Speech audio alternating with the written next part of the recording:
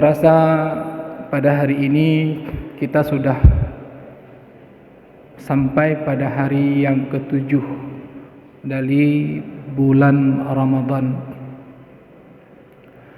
Maknanya seperempat dari Ramadan ini sudah berlalu meninggalkan kita. Tersisa 3/4 lagi kesempatan untuk kita mengumpulkan pundi-pundi amal dalam rangka mengabdikan diri kepada Allah Subhanahu wa taala, sehingga pada akhirnya kita menjadi salah seorang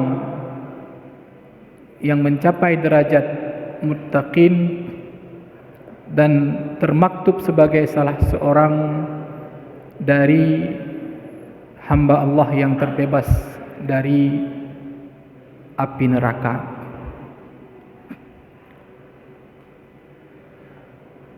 Menjelang datangnya bulan Ramadan, kita sering diingatkan dengan sebuah ungkapan bahwa harus kita bergembira dengan datangnya bulan Ramadan.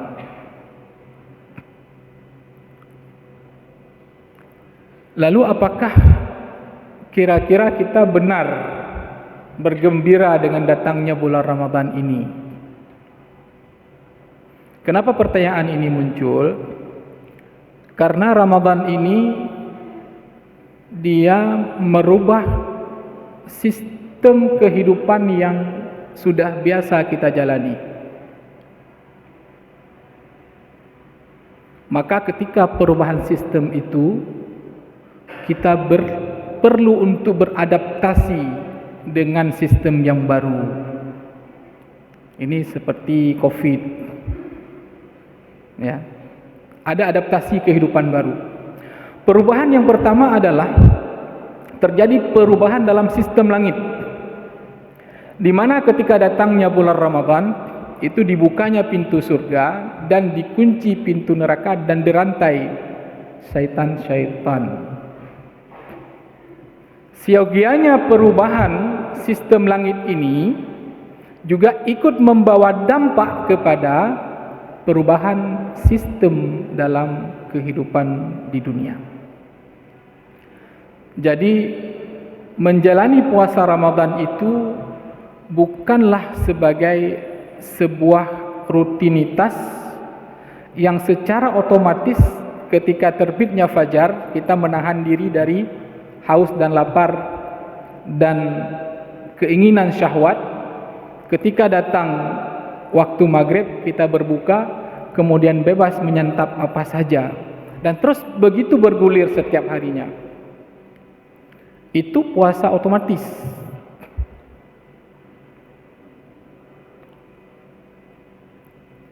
Lalu kenapa juga kita diminta untuk melakukan niat pada setiap malam, sehingga disebutkan man lam yubayyitun niyah fala siyama lahu. Yang tidak berniat di malam hari maka tidak berpuasa. Terlepas nanti dari persoalan apakah niat itu harus diucapkan dengan nawaitu shauma ghadin, apakah dengan makan sahur itu sudah dianggap sudah berniat. Tapi ada hal yang paling esensial, bahwa puasa itu harus dilakukan dengan perencanaan yang matang, dan perencanaan itu harus dilakukan setiap hari. Makanya perlu diniat, perlu ada azam untuk melakukan puasa besok hari. Sama seperti ketika orang akan melakukan sebuah bisnis, tentu dia akan melakukan studi kelayakan, ya, visibilitas tadi.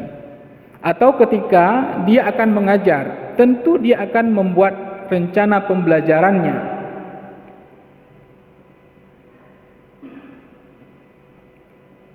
Plannya ada, apa yang harus saya ajarkan, apa bisnis yang harus saya lakukan, persiapan apa yang harus saya lakukan, kemudian bagaimana menghitung laba dan rugi, break even pointnya kapan, kira-kira saya untung atau tidak.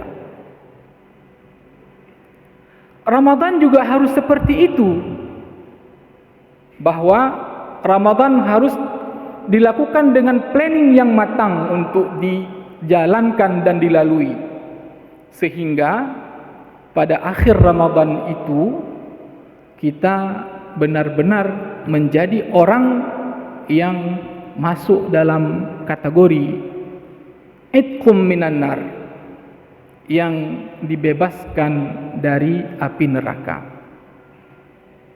Dan ini bukan main-main.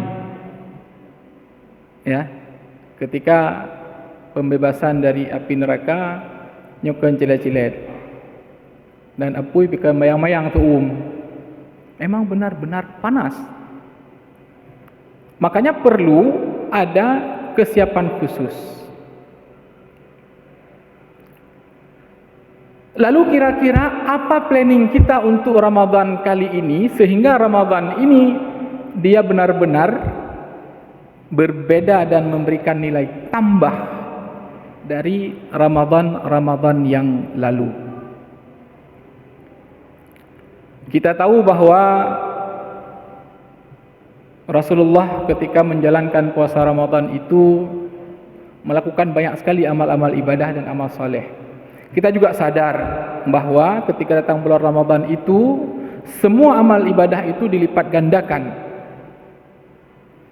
Apakah itu pekerjaan amalan wajib, amalan sunnah, sedekahnya, menolong orang, dan sebagainya. Lalu kira-kira sejauh mana hal ini kita terapkan dalam kehidupan sehari-hari, dari sebelum terbitnya fajar sampai terbenamnya matahari, dalam kita menggunakan waktu dan kesempatan untuk menginvestasikan Ramadan ini, sehingga kita menjadi orang yang beruntung pada akhir bulan Ramadan. Inilah yang menurut istilah Syekh Abdul Qadir Al-Jailani dalam Sirrul Asrar beliau yang dinamakan dengan Saumut Tariqah atau Saumul Haqiqah, berbeda dengan Saumus Syariah. Bahwa hakikatnya kalau dalam klasifikasi Imam Al-Ghazali itu ada saum khawasul khas atau khawasul khawas. Beliau Abdul Qadir Al-Jailani itu menyebutkan dengan istilah saum al-haqiqah, di mana beliau mendefinisikannya dengan imsakul fuad an mahabbati ma siwallah, menahan hati dari mencintai segala sesuatu selain Allah Subhanahu wa taala. Jadi apapun yang kita lakukan patronnya adalah apa yang dicintai oleh Allah Subhanahu wa taala.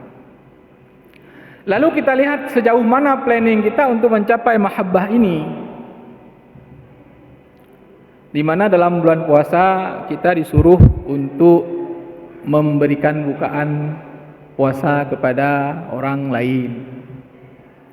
Kira-kira seberapa banyak orang yang telah kita berikan bukaan puasanya. Misalnya di kampus ada kegiatan buka puasa bersama, ya. Ada yang mungkin tidak berkesempatan mengantar, ada yang berkesempatan mengantar, ada mungkin nanti buka puasa bersama, ya.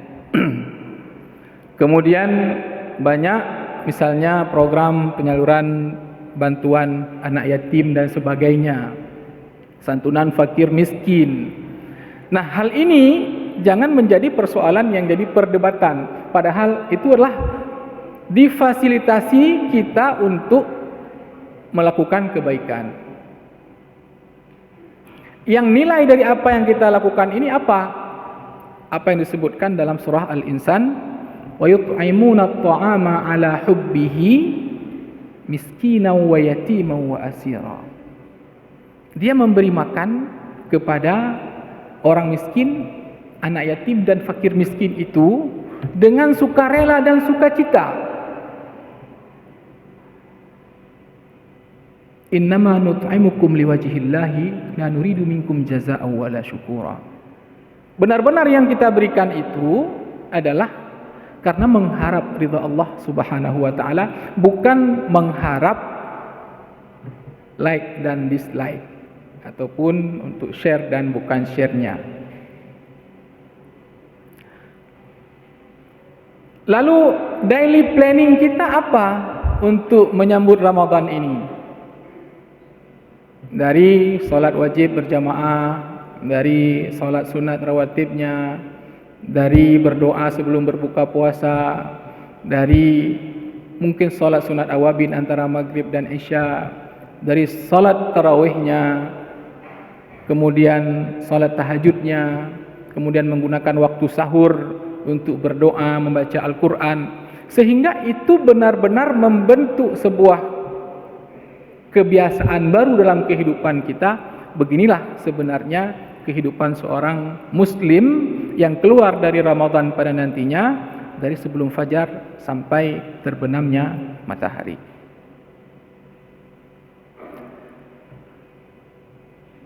Inilah yang harus kita buat planningnya. Belum terlambat, masih ada 21 hari lagi. Ya.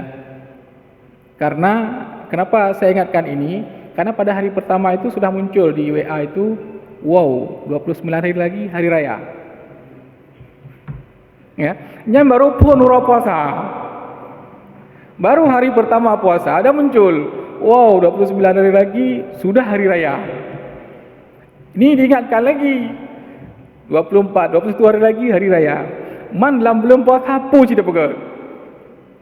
Dari masuk puasa kita sudah ingat hari raya.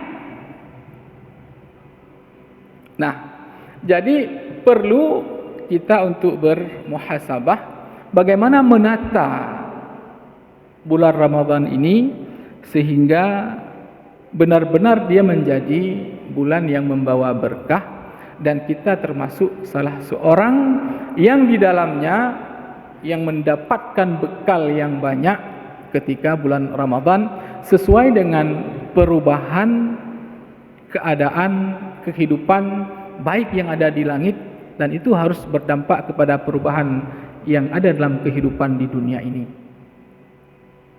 Nah, ketika ini bisa dilaksanakan dengan baik, maka insya Allah pada akhir Ramadan nanti kita akan sama-sama menjadi orang yang muttaqin dan akan terbebas dari api neraka.